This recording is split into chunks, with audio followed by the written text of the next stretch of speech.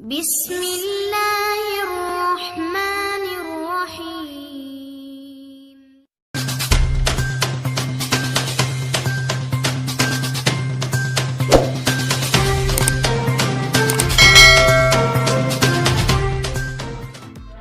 السلام علیکم عزیز طالبات، گورنمنٹ گریجوایٹ کالج برائے خواتین جہلم میں بی ایس کیمسٹری اور بی ایس بوٹنی کی ان طالبات کو مطلع کیا جاتا ہے جنہوں نے اپنی کالج کی داخلہ فیس جمع کروا دی ہے۔